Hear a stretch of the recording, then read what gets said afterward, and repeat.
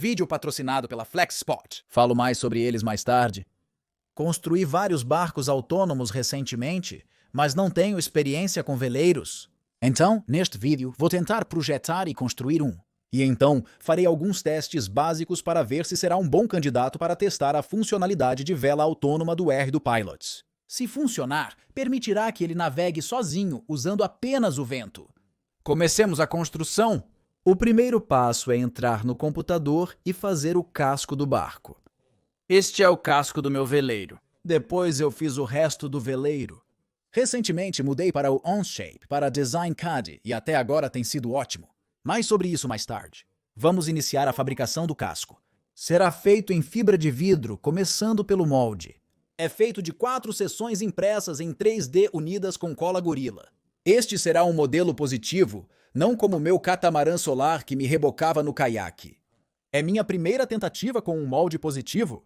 Após colar todas as seções, preenchi as rachaduras com massa corrida. Apliquei massa corrida no trilho superior para melhorar as impressões 3D de baixa qualidade. Depois que a massa corrida secou, lixei tudo bem. Não tive que lixar muito, pois o exterior do molde definiria o acabamento interno do casco, que não era relevante. Eu só precisava que fosse suave para o molde se soltar bem. Depois veio a cera de desmoldagem e o filme PVA.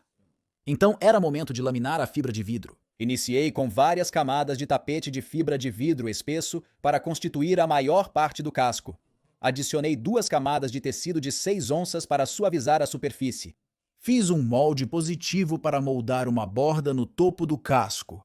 Foi desafiador manter a forma da fibra de vidro na borda, então precisei cortar e dobrar pequenas tiras dela. Em seguida, adicionei Peel Ply, um pano respirável, coloquei tudo em um saco a vácuo e retirei todo o ar. Isso é para comprimir todas as camadas de fibra de vidro no molde e espremer todas as bolhas de ar. Após a cura da epóxi, removi-a do saco a vácuo e iniciei a remoção do Peel Ply da fibra de vidro. Isso foi bastante difícil. Estava preso lá, mas consegui sair. Tinha muita fibra de vidro na borda, então cortei com um Dremel e descolei do molde. Com a borda livre, era o momento de desmoldar o buraco. Fiz isso colocando-o em uma bolsa de sauna dada por minha avó. Isso amoleceu o suficiente o molde de PLA para que eu pudesse descascá-lo. Certamente, o problema dessa abordagem é que o molde é único. Cortei alguns buracos para a quilha e realizei bastante lixamento. Foi neste ponto que percebi que meu buraco estava um pouco irregular. Como com um molde positivo, o acabamento da superfície depende um pouco da consistência das suas camadas de laminado, acabei passando uma camada de massa de nivelamento para alisar um pouco o buraco.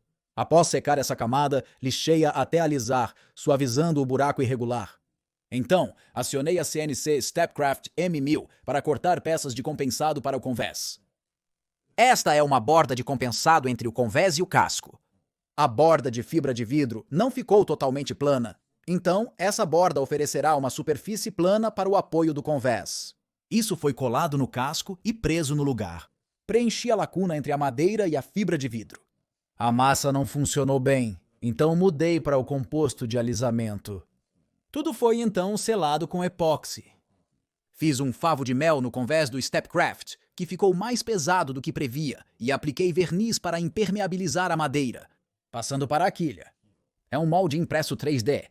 Para suavizar as linhas FDM da impressão, eu a emassou e lixei até ficar liso, e depois disso veio alguma cera de desmoldagem e PVA, igual ao molde do casco. Apliquei camadas de fibra de vidro para formar a pele externa. Após fixar isso, apliquei silicone ao redor do molde para prevenir vazamento de resina. As metades do molde foram fixadas e apertei parafusos grandes de aço que seriam usados para fixar a quilha ao casco, adicionando peso extra. Meu plano era preencher a quilha com chumbo, então comprei um monte de sucata de chumbo no eBay e acabou sendo tipo de letra de impressora. Legal, então só preenchi o molde com todo o chumbo que consegui. Eu o agitava para tentar fazer o chumbo assentar o máximo possível e então completei com resina. A resina curou, eu quebrei o molde e foi assim que ficou.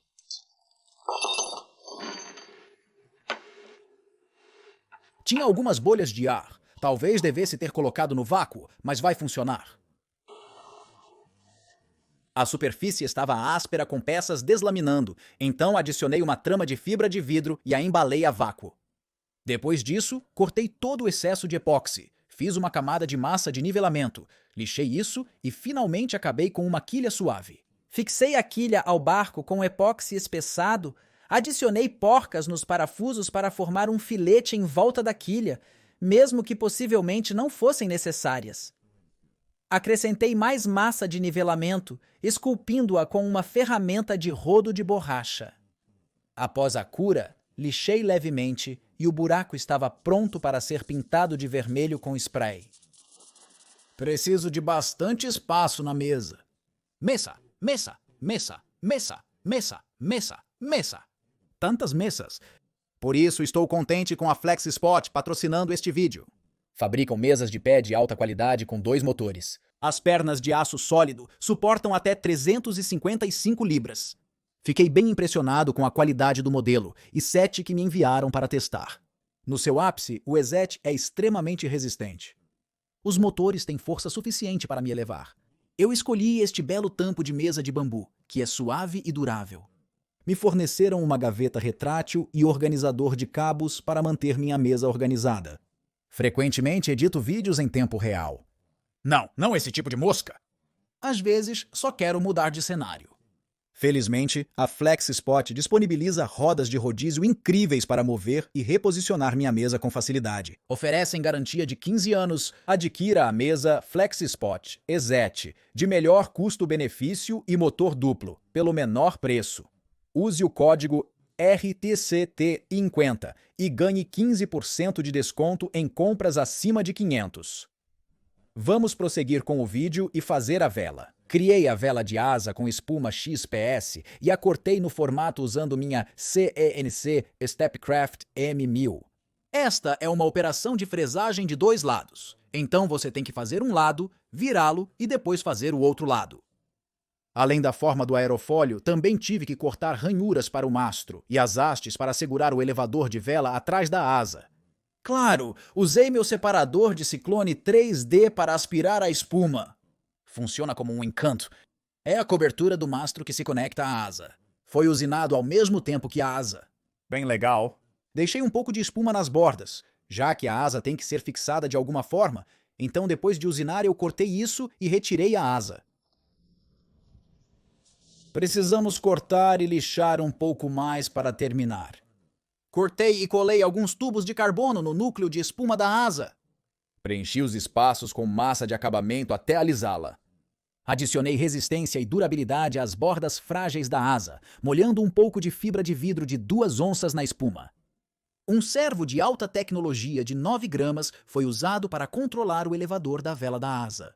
Fixei o fio num tubo de carbono de 25 mm e o prendi com Gorilla Glue, cobrindo-o com a peça de espuma usinada na CNC. Imprimi em 3D uma pequena tampa de extremidade com ponto de parada rígido para que a vela não gire. 360 graus. Queremos apenas que ela gire uns 180 graus. Aparei o vidro excessivo da borda de fuga com um Dremel e lixei até alisar. Assim, a vela de asa estava pronta para a tinta spray. Pintei a espuma toda com epóxi para evitar que derretesse com a tinta spray. Criei o elevador da vela de asa, colando um tubo de carbono em um Depron de 6 metri. Adicionei um chifre de controle de palito de picolé e um fio de aço para prender o elevador ao servo. Para a dobradiça, uso um tubo de carbono menor que atravessa um maior, sendo colado nos 2 tubos que partem da borda de fuga da asa. Adicionei algumas fibras de vidro sobre essa junta para fortalecê-la. Velas pivotantes de asa rígida precisam de peso na frente para balancear o elevador atrás, então comecei a adicionar pedaços de aço até equilibrar no mastro. Essa impressão 3D azul é o suporte do mastro. Ele tem 2 rolamentos nos quais o mastro é encaixado, e então ele mesmo é parafusado no convés. Agora vamos voltar nossa atenção para o casco. Estou fazendo um furo para o tubo do leme. O tubo do leme é de alumínio. Isso foi cortado no tamanho e inserido no casco. Para fixá-lo, espalhei epóxi espessado nele todo. Para mais resistência, colei pedaços de madeira nas laterais. Agora é hora de construir o leme.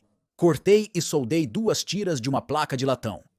Soldei isso em um tubo de latão. Lixei as juntas de solda irregulares. Este tubo de latão se encaixa perfeitamente no tubo de alumínio que eu colei no casco. Para o controle do leme, fixei um servo à prova d'água de alta tecnologia e uma corneta de controle impressa em 3D no eixo do leme. Depois, era hora de criar os suportes para fixar o convés ao casco. Cortei abas pequenas de fibra de carbono na Stepcraft. Seriam usadas para colar porcas no fundo dos buracos ao redor da borda do topo do casco. São porcas de pressão M3 que inseri nas placas de fibra de carbono. Usei parafusos para fixar as placas enquanto a cola secava. Para prevenir que a cola grudasse nas roscas, apliquei um pouco de óleo. Em seguida, apliquei epóxi e parafusei as abas na parte inferior. Depois que o epóxi curou, eu removi os parafusos. Estou usando tiras adesivas de espuma para evitar a entrada de água entre o convés e o casco. Para evitar que o barco encalhe no lago quando o vento cessa, pretendo adicionar um motor elétrico. Poderia ter usado uma hélice subaquática, mas para evitar enroscos em algas e vazamentos, optei por um motor a ar. O motor a ar poderia girar para permitir a manobra do barco se o leme quebrar. O mastro do motor é fixado ao convés com uma peça impressa em 3D e usa rolamentos para girar. Ele possui servo e chifre de controle próprios impressos em 3D para mais redundância. A vela está indo para o convés e, ao fechá-la, preciso apertar uns 16 parafusos. É um pouco chato, mas funciona. E com isso, estava pronto para a viagem inaugural. Ah, não. Ah, ele meio que inclina. Meu lastro é insuficiente. Parece bom, no entanto. Vamos testar isso, mesmo que vá ficar inclinado o tempo todo. Não. Ah, e está muito inclinado. Espero mesmo que meu trabalho de vedação seja bom. Uau, veleiros são... Eu não sei o que fazer. Eu tenho este botão que controla o ângulo da vela bem aqui. Uau, você sabe como velejar? Eu não acho que tem vento suficiente. Tem um pouco de vento. Está indo. Ah, está mesmo indo. Olha isso. Estamos velejando. Agora estamos indo a favor do vento, como é chamado o jiving. Eu acho que é chamado jiving. Quando você vira, sim, tem o tacking e o jibing. Ah, está indo rápido. Doente. Há um hidroavião chegando. Evitemos atrapalhar seu caminho. Ih, muito vento aqui. Se eu quiser virar agora... O que eu faço? Eu viro. Isso foi uma provocação ali mesmo. Veja, provocar é perigoso. É por isso que você não deve provocar. Meu barco é um fracasso. Sim, dane-se a vela. Lanchas são melhores.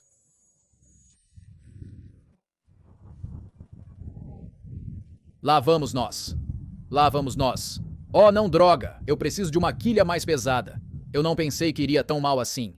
A quilha obviamente não é pesada o suficiente. Em retrospectiva, eu provavelmente deveria ter feito uma quilha de bulbo.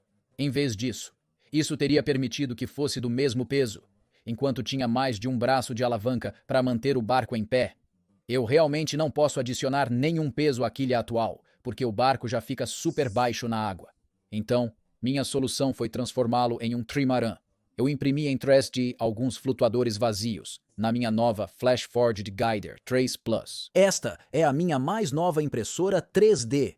E é enorme. Possui um Design Core TY-SHU para impressão de até 250 mm por segundo e é construída como uma impressora de grau industrial real. Tudo é de metal, possui trilhos lineares robustos e parafusos de esferas.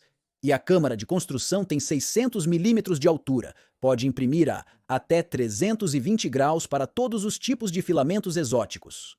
É realmente uma impressora incrível. Levei apenas 5 horas para imprimir este pontão. Na outra impressora, FDM, seria 20 horas.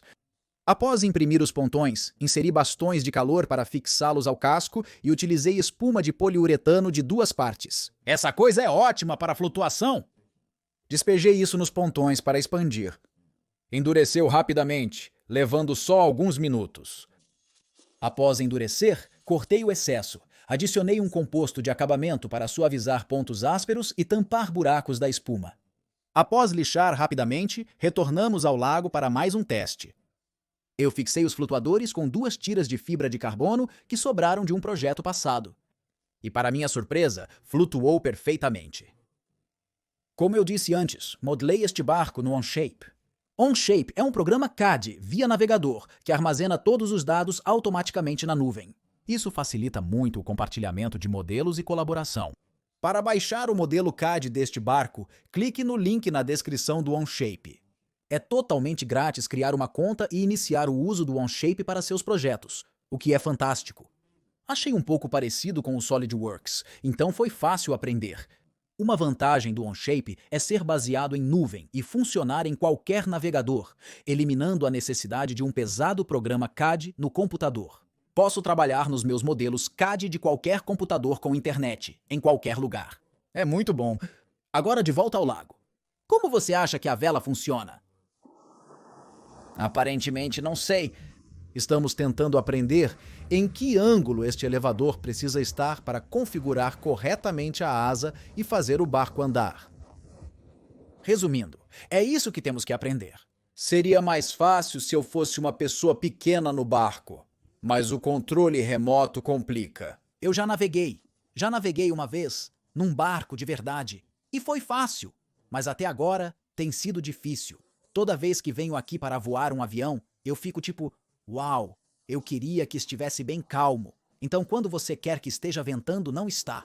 Eu acho que a regra de ouro que eu preciso lembrar é que a cauda do elevador precisa estar voltada para a direção que você quer ir. Isso está certo, sim. Isso está certo.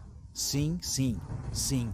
Então, se eu estou vindo em nossa direção, a cauda do elevador, veja como a vela naturalmente aponta para o vento, e então eu preciso mover a cauda do elevador em nossa direção. É assim que eu, ou que não, isso faz sentido, sim. Então, apesar do fato de que estava super calmo, eu ainda consegui navegar de um lado para o outro na leve brisa. Enquanto eu estava voltando, eu consegui pegar uma onda do barco da polícia e levá-la até a costa. Mas então ele foi levado para as rochas.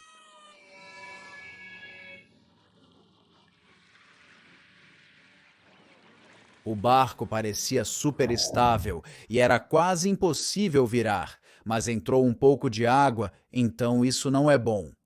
No dia seguinte, esperávamos mais vento, mas permaneceu muito calmo. Havia vento suficiente para uma navegação lenta. Desta perspectiva superior, é mais fácil entender o que quis dizer sobre a necessidade de inclinar o elevador para que a borda de fuga aponte para a direção do movimento. Para quem está tentando entender como funciona a vela de asa, aqui vai uma explicação breve. Se o elevador estiver reto ou paralelo ao vento, então a asa se comportaria como uma biruta diretamente no vento e não teria ângulo de ataque. Sem ângulo de ataque, não há sustentação. Para pivotar a asa e dar a ela algum ângulo de ataque, o elevador é inclinado e isso cria uma força muito atrás do ponto de pivô que pivota a asa. Se a asa possuir o ângulo de ataque adequado, produzirá sustentação, movendo o barco em um ângulo. Contudo, devido ao maior arrasto lateral e menor frontal do casco, o movimento será predominantemente para frente. Esse é o mesmo princípio de um veleiro convencional com vela de lona, mas ao invés de definir um ângulo de ataque com um elevador, faça isso com cordas. Há diversas vantagens numa vela de asa comparada a uma convencional de tecido. Uma vela de asa rígida, por ter forma mais aerodinâmica que uma de tecido, reduz arrasto e aumenta a sustentação. Em segundo lugar, o elevador numa vela de asa rígida possibilita um controle preciso do ângulo de ataque, aumentando a eficiência. O maior atrativo para mim foi a facilidade de controle. Basta um servo para inclinar o elevador, sem necessidade de se preocupar com linhas ou guinchos. É muito fácil reduzir a potência da vela para parar. Basta ajustar o elevador para resistir à chuva e ao vento, parando de gerar sustentação. Os patos pareciam indiferentes ao drone, o que era estranho, mas definitivamente não gostavam da vela de asa. Esses mergulham debaixo d'água para comer comida no fundo do lago. Bem legal. Eles são como patos submarinos. Então acabei de voltar de alguns testes em água relativamente agitada e a bateria está debaixo d'água. Oh não! Como a água está entrando? Para identificar a origem da água, coloquei corante alimentar em tiras de papel toalha e as deixei secar. Depois, posicionei-os estrategicamente onde poderiam haver vazamentos. Levei para o lago para testar o corante alimentar, mas não há vento ou ondas, então estou apenas afundando partes dele manualmente para ver se a água acaba entrando. Então parece que a borda é a culpada. É de lá que a água está vindo. Estou realmente aliviado que não há azul lá embaixo, então não há água passando pelo selo do eixo do leme. Provavelmente teria sido mais difícil arrumar. Para diminuir a entrada de água, acrescentei mais tiras de espuma adesiva na borda, o que é eficaz para evitar respingos. Olhe para isso! Há um aviso de vento alto hoje e está praticamente calmo. O que é isso? Enquanto aguardava o vento intensificar, praticava um pouco mais. Hoje, meu objetivo era navegar contra o vento, zigue-zagueando. Se meu barco fizer isso, pode ir a qualquer lugar. Mas isso provou não ser fácil.